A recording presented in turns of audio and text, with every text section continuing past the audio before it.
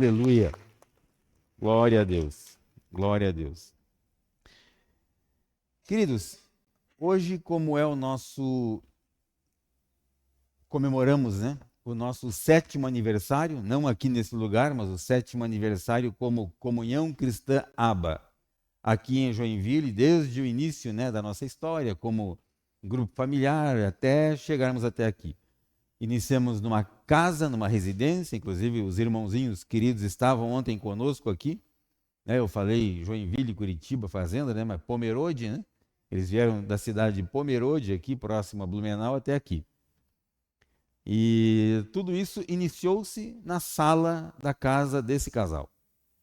Então eles cederam ali aquele espaço na sua casa, começamos ali a ter reuniões regulares de grupos familiares, aí passamos a ter todas as atividades de uma igreja, aí de repente aquele lugar já não comportava todas as pessoas, então sentimos de ir para uma sala maior. E fomos então para um hotel ali próximo ao centro, né? Tivemos lá por um tempo, de lá então viemos para cá. Aqui estamos já há quase 3 anos nesse lugar. E então, como igreja, Comunhão Cristã ABA, Joinville, estamos completando 7 anos. E eu não digo coincidentemente, mas cristocidentemente, o número 7, ele tem algum significado, inclusive bíblico.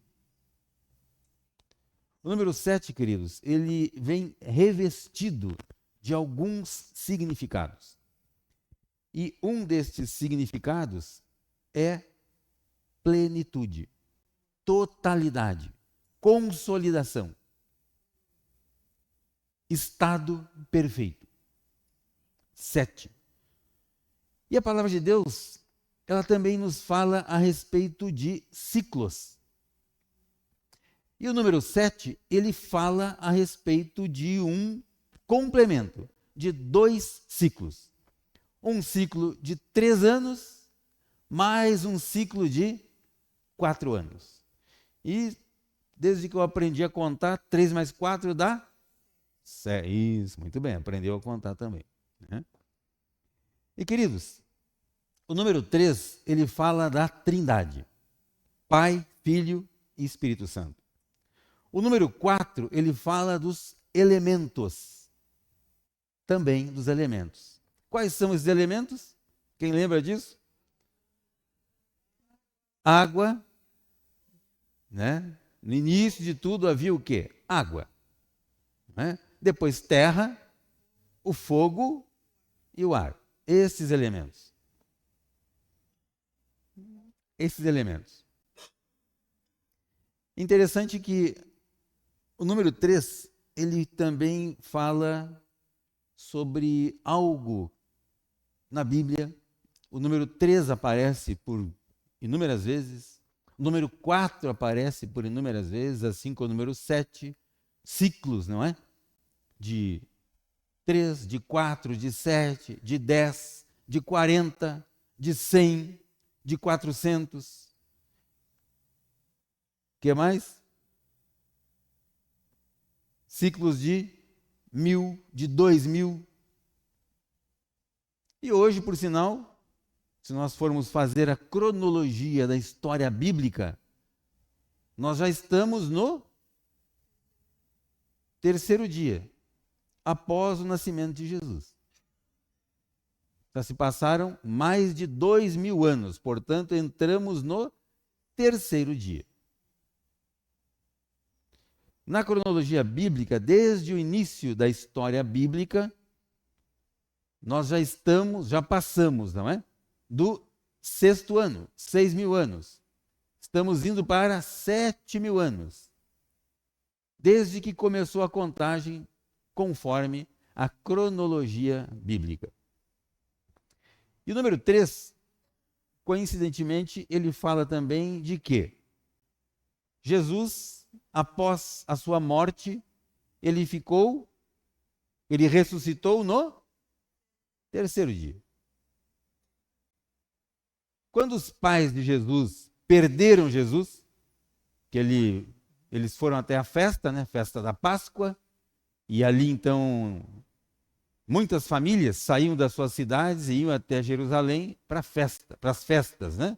E numa dessas festas, então, os pais de Jesus levaram o menino. E esse menino resolveu ficar na cidade e não retornar junto com a sua família e as pessoas. E ele ficou, então, por 3 dias naquela cidade. 3 dias.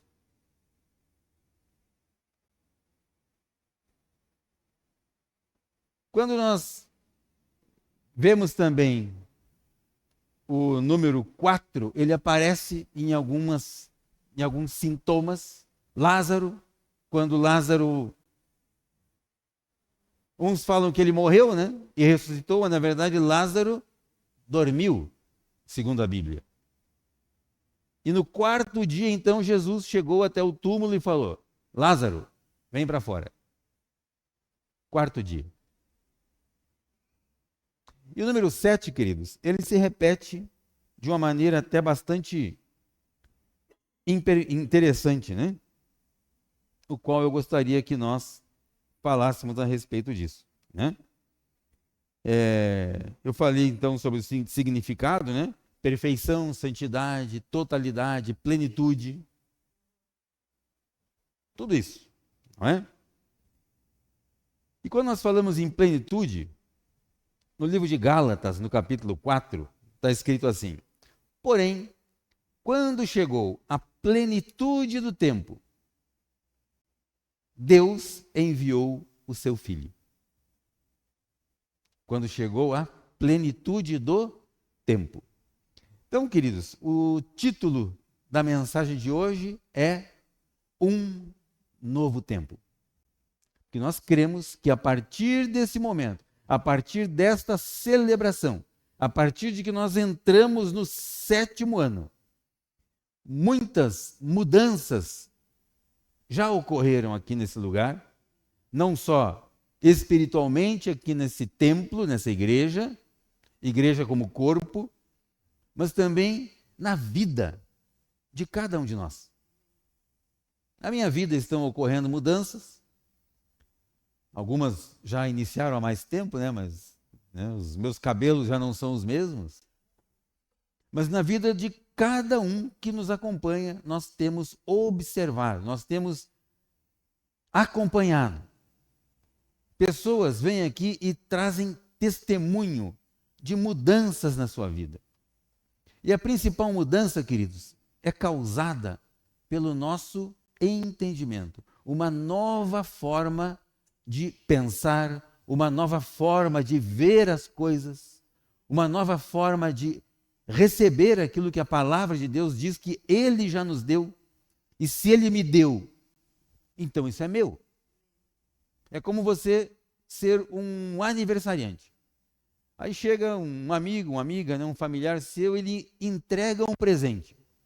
O que você tem que fazer com esse presente? Receber. Então, se a pessoa está dando, aquilo já lhe pertence. Primeira coisa, você recebe. Agora, aquilo já é teu? Não.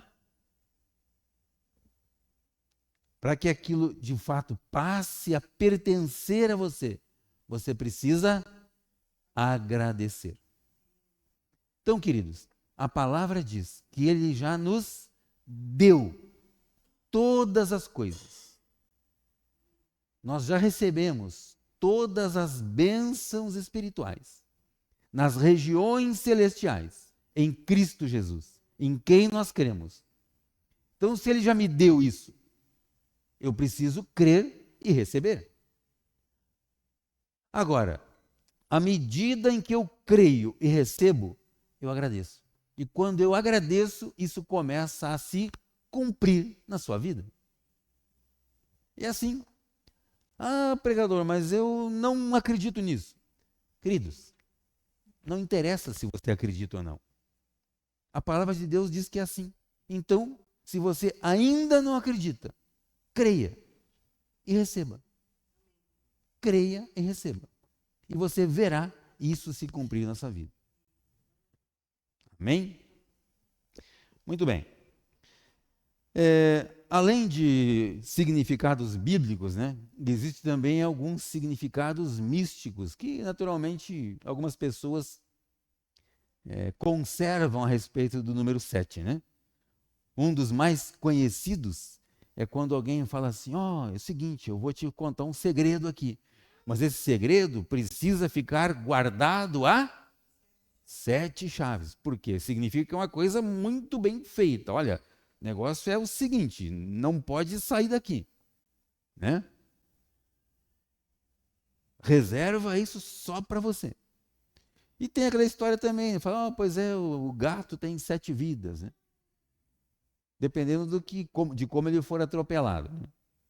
For uma bicicleta, talvez. For algo maior, né? Um caminhão, aí não, né? Vamos lá. Queridos, no livro de Atos, perdão, livro de Atos não, no Antigo Testamento, a Bíblia começa falando a respeito da criação. E a criação, ela aconteceu em 7 dias. 6 dias Deus trabalhou. No 7º dia, ele descansou. E Deus não descansou porque ele estava cansado.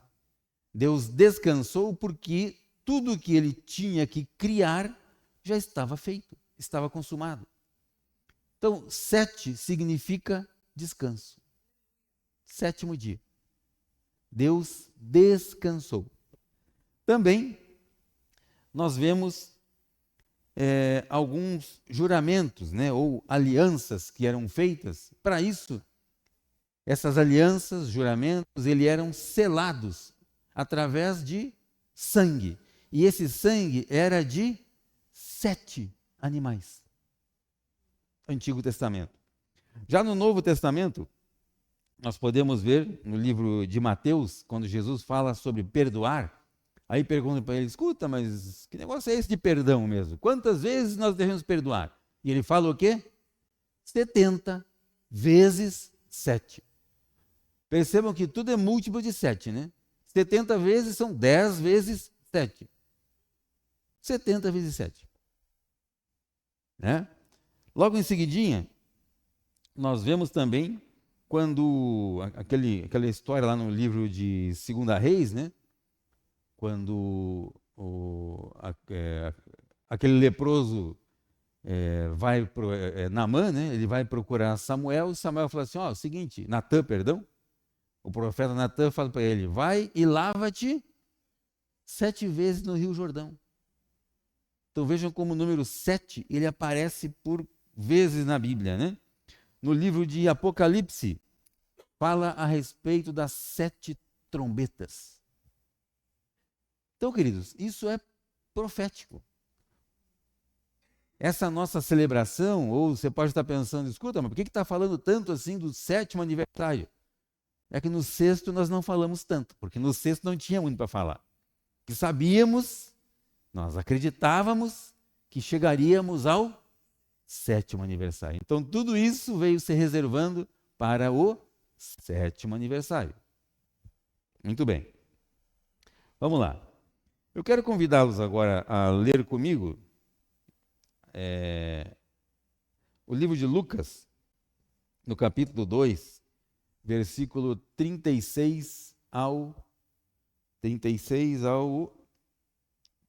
41 até o 52. Lucas 2, 41 ao 52. E a palavra de Deus diz assim: todos os anos, os pais de Jesus iam a Jerusalém para a festa da Páscoa. Próximo.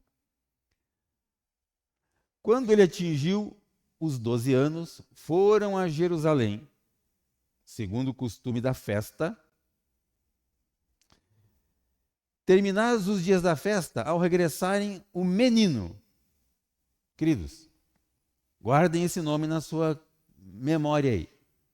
Terminados os dias da festa, ao regressarem, ou seja, quando os pais voltaram, juntamente com as pessoas, né, que iam a Jerusalém celebrar essa festa, Páscoa, seus pais voltaram e o menino. Pode retornar por gentileza aí? Olha lá, o menino Jesus ficou em Jerusalém. Guardem isso, menino. Sem que os pais dele percebessem. Próximo. Pensando, porém, que ele estava entre os companheiros de viagem, porque eram bastante pessoas, né? Andaram um dia inteiro. Então começaram a procurá-lo entre os parentes e os conhecidos. Próximo. E como não o encontraram, voltaram. Andaram um dia até da falta do menino. E voltaram. Porém, andaram mais um dia, segundo dia. Voltaram a Jerusalém à sua procura. Próximo. 3 dias depois, ou seja, um dia depois, completou então 3 dias. O acharam no templo, assentado no meio dos doutores, ouvindo-os e fazendo-lhes perguntas. E todos os que ouviam o menino, de novo, menino, se admiravam muito da sua inteligência e das suas respostas. Logo que os pais o viram, ficaram maravilhados, e sua mãe lhe disse: Filho, por que você fez isso conosco? Seu pai e eu estávamos aflitos à sua procura. Ele respondeu: Por que me procuravam? Não sabiam que eu tinha que estar na casa de meu pai? Existem outras versões que falam: Não sabiam que me convinha cuidar dos negócios do meu pai? Então lhe respondeu: Olha lá, por que me procuráveis? Como não sabias que era meu dever tratar dos assuntos concernentes ao meu pai? Muito bem, próximo. Mas eles não compreenderam bem o que ele lhe explicou. Contudo, ele seguiu com eles para Nazaré, porque ele era obediente. Sua mãe, entretanto, meditava. Meditava, ela ficava então, né? Refletindo, pensando silenciosamente em seu coração sobre todos esses acontecimentos.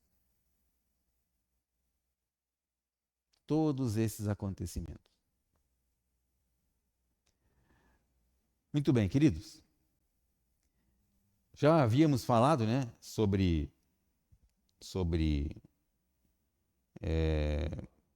esse incidente que aconteceu da falta de Jesus. E tudo isso que eu falei, essa leitura, é para que a gente entenda que a história bíblica, ela apresenta vários ciclos. E um pouquinho antes desse versículo que nós lemos, eu quero convidá-los a ler agora, ainda Lucas capítulo 2, do 36 ao 40. Lucas 2, 36 a 40. Olha o que aconteceu ali. Havia uma profetisa chamada Ana.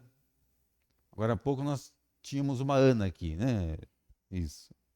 Uma profetisa chamada Ana, filha de Fanuel, da tribo de Asser.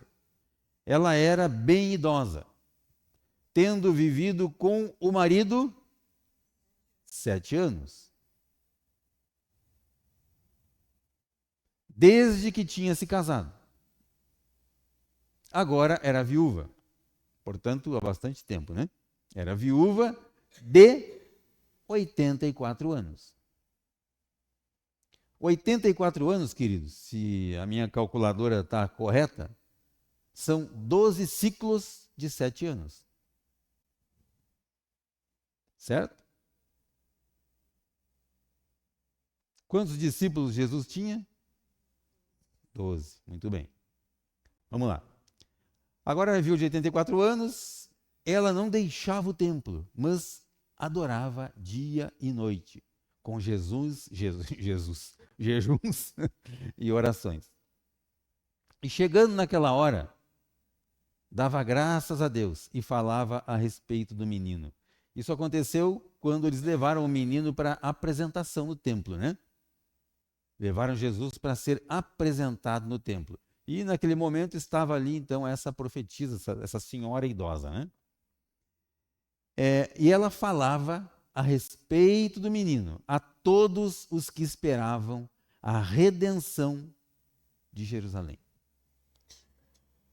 Tem um texto, uma outra versão, por sinal, que fala que ela falava a respeito de Jesus como luz iluminada. E lá na frente, Jesus vem e diz o quê? Eu sou a luz do mundo. Quem me segue não andará em trevas, mas terá a luz da vida. Queridos, eu não sei quanto a vocês, mas eu acho não, né? Eu considero a Bíblia algo fantástico. Não existe como não perceber as verdades escritas através da Bíblia. A forma como os acontecimentos são explanados, como isso é mostrado. O nosso pastor fundador da Comunhão Cristã Aba, né, o pastor Pio, ele fala assim, queridos, a Bíblia é um livro muito, mas muito resumido, condensado, compactado. E quando ele falou a primeira vez isso, eu pensei, credo, imagina se não fosse. Se não fosse compacto, já é um negócio desse tamanho assim, já é tão resumido, né? Mas é verdade. A riqueza de detalhes, a maneira como os textos se conversam entre si, é maravilhoso. E à medida em que nós vamos avançando neste entendimento, no conhecimento da palavra de Deus, essas revelações elas vão saltando aos nossos olhos. E nós vamos então entendendo, percebendo a grandeza que foi reservada para a nossa vida através da palavra. Para isso, eu preciso me dedicar, eu preciso meditar na palavra, estudar a palavra, conhecer a palavra, tornar a palavra de Deus conhecida do meu coração, do meu espírito. Eu preciso me colocar no texto. Eu preciso fazer parte do texto. Aí então, e só então, eu começo a perceber a grandeza que existe intrínseca na palavra de Deus. Os mistérios escondidos na palavra de Deus. Vamos lá. Nós lemos até o Lucas 2 até o 52, não foi? 51, 52? Vamos. 52. Lucas 2, 52 de novo?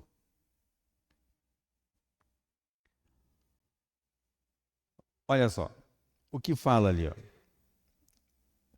E Jesus crescia em sabedoria, estatura e graça diante de Deus e dos homens. Lucas 2, 52, né? Isso. Queridos, quando nós entendemos o que está explanado aqui nesse texto, no início eu comentei com vocês, quando nós lemos a respeito de que Jesus ele era um menino, ele foi então com os pais à festa, e em um determinado momento a família voltou e ele ficou então lá naquele lugar. E a palavra diz que isso aconteceu quando ele tinha 12 anos. 12 anos são 4 ciclos de 3 anos, ou 3 ciclos de 4 anos. Então, no costume da época, né, a criança era considerada infantil até os 11 anos. A partir de 12 anos, ele já não era mais menino. Tanto é que a palavra fala que o menino crescia em graça e sabedoria diante de Deus e dos homens. Lá na frente, ela passa a falar, depois de 12 anos, e Jesus crescia em graça e sabedoria diante de Deus e dos homens. Depois que ele completou 12 anos. E queridos, o que acontece quando uma criança chega aos 12 anos? Nós chamamos de, ele passa então a entrar onde? Na puberdade. Nesse momento então, a menina começa o quê? A ovular e o menino começa a ejacular. Então ele sai de uma fase infantil, onde ele só tinha responsabilidades como criança. Responsabilidades de quê? De se manter infantil, de ter uma vida de criança. E passa então a ter virtudes. Então ele deixa de ser menino. E a palavra de Deus compara o menino com um servo. E diz também que o servo não sabe das coisas do seu senhor. E após os 12 anos, então ele passa a ser filho. Com 12 anos, Jesus já sabia que ele precisava começar a cuidar dos assuntos, dos negócios do seu pai.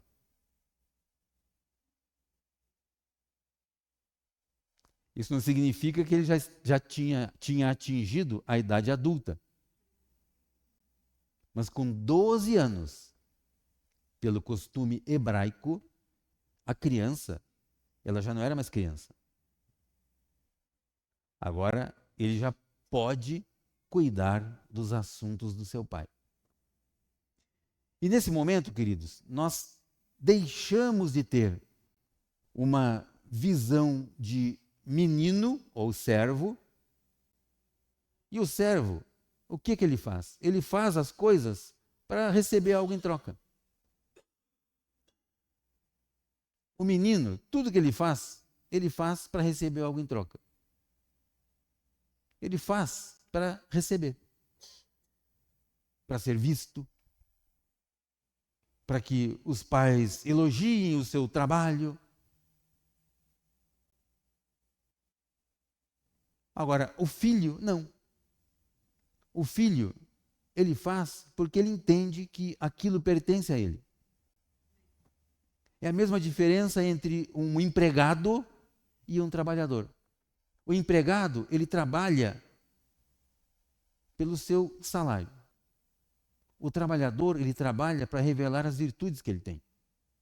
Tudo que nós fizemos aqui, nesses dias que estávamos trabalhando aqui, foi exatamente para melhorar esse lugar, para poder receber os nossos convidados.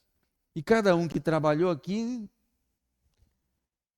não trabalhou para ganhar algo monetário.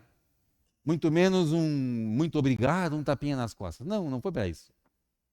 Se fosse assim, seriam empregados. Mas nós tivemos aqui pessoas trabalhando, trabalhadores. Alguns deram sangue, inclusive, aqui, né? Eu comentei ontem com as meninas, algumas meninas. Cadê as meninas que estavam ontem ali? Essa menina, aquela menina, a outra menina ali. Né?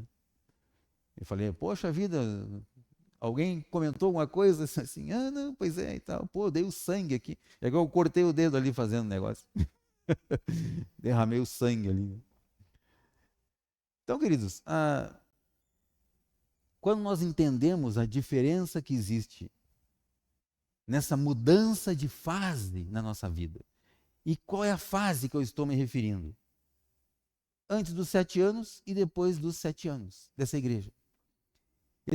Essa comparação com os ciclos é só para que nós possamos entender o que acontece quando se muda uma fase. E essa mudança de fase na vida de Jesus aconteceu sem a mãe terrena e o seu pai terreno falarem para ele, ó menino, agora tu tem 12 anos, então toma jeito na vida aí. Não, não foi isso. Ele entendeu. Ele entendeu. Aí você pode estar pensando assim, peraí um pouquinho, mas ele era Jesus, né? Não, queridos, ele é uma pessoa como qualquer um de nós. Inclusive, o Espírito que estava nele é o mesmo Espírito que está em você. Se não fosse, você não estaria aqui. Se o mesmo Espírito que está em Jesus, o Cristo, o Salvador, não estivesse em você, você não estaria aqui nesse lugar. Estaria numa balada, estaria numa igreja cheia de gente, certo? Cada um querendo aparecer mais do que o outro, né? Um com um penteado diferente do outro, uma disputa de beleza em alguns lugares aí. Você não estaria aqui. Você veio aqui para ouvir a palavra. Você veio aqui porque existe algo especial para a sua vida. Algo que já está reservado para você. Algo que já é seu. E quando você entende isso, e você recebe isso, a sua vida literalmente passa por uma mudança de fase. Um novo ciclo se estabelece na sua vida. Você deixa de agir como menino e passa a agir como agora quem cuida dos negócios do Pai. Quem é o nosso Pai celestial? Ele é o nosso Pai. Deus é o nosso Pai. E tudo que estamos fazendo aqui, querido, estamos fazendo porque cuidamos dos assuntos do reino. Já falamos aqui que existe um império e existe um reino. No império, as pessoas trabalham para o imperador, que é um tirano. E no reino, as pessoas trabalham por quê? Porque são filhos, eles estão integrados ao reino. E nós fazemos parte desse reino, que é o reino de Deus Pai. A palavra diz que Ele nos fez filhos, nos deu o direito de sermos feitos filhos. E como filhos, nós não estamos diante de um trono, observando o Pai. Não, nós estamos assentados com Ele, Jesus, à direita do Pai. Isso é uma posição, queridos. E posição tem a ver com entendimento. Posição não é um cargo. Posição é o entendimento de quem você é. E se você é filho, com entendimento de filho, você é herdeiro juntamente com Jesus. Então, tudo aquilo que Jesus tem, você tem. Tudo aquilo que Jesus é, você é. Tudo aquilo que Jesus representa, você representa também. Queridos, isso nos traz uma responsabilidade. Responsabilidade por quê? Porque agora eu entendo que eu não sou mais menino. Eu já sou filho. Eu não me comporto mais como um servo diante do trono, fazendo por merecer. Agora eu sou filho. E como filho, eu já sou herdeiro. Eu sei que já é meu. Ele já me deu. Eu tenho um Pai celestial. Então o que eu preciso fazer? Virar a chave, né? Uns falam que cair a ficha, né? Nem todos são desse tempo, né? Tem alguns aqui desse tempo ainda, né?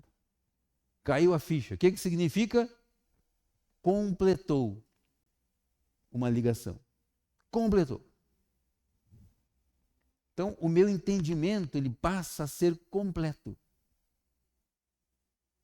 À medida que eu entendo que, como filho, o meu posicionamento neste mundo em que nós vivemos precisa ser diferente. como filho. Eu sei que eu tenho um pai. E esse pai é Deus. E ele já me transportou de um local onde eu vivia, chamado Império das Trevas, e ele me transportou de lá para cá. Havia uma fase na minha vida, hoje eu estou em uma outra fase. O meu entendimento fez com que eu me transportasse de lá para cá. E esta nova fase chama-se reino do Filho do seu amor.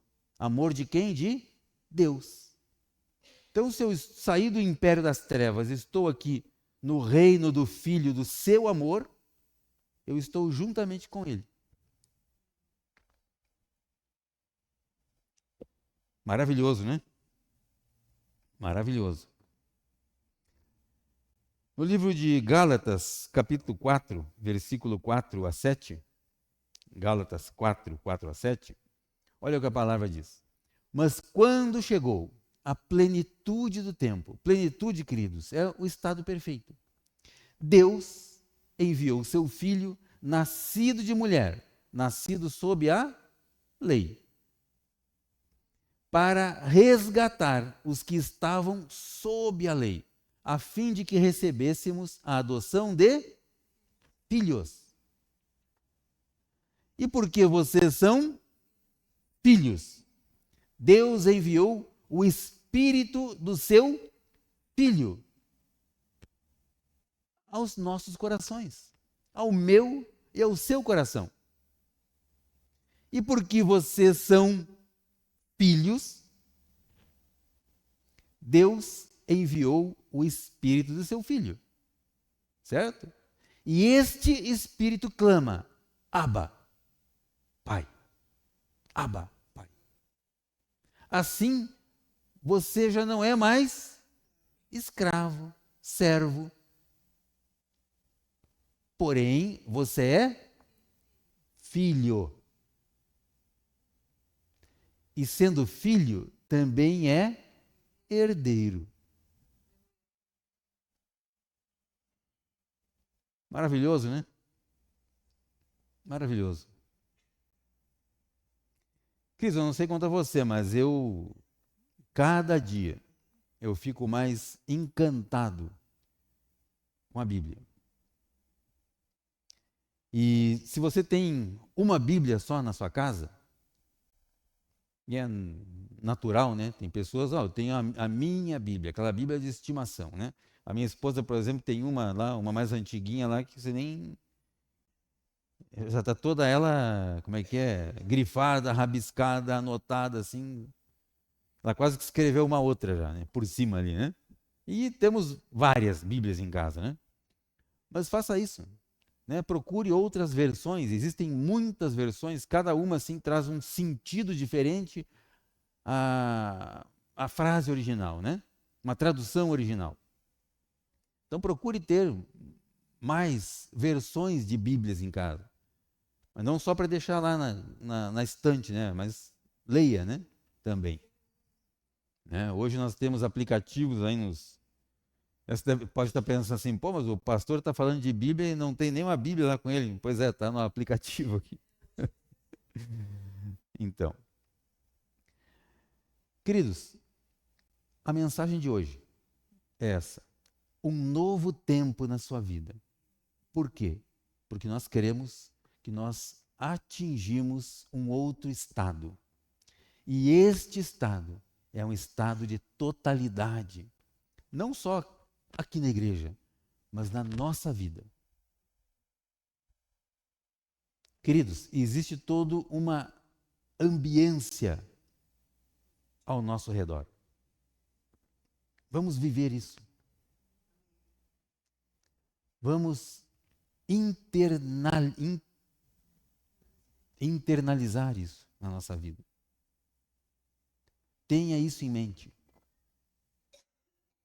Estamos em um novo tempo.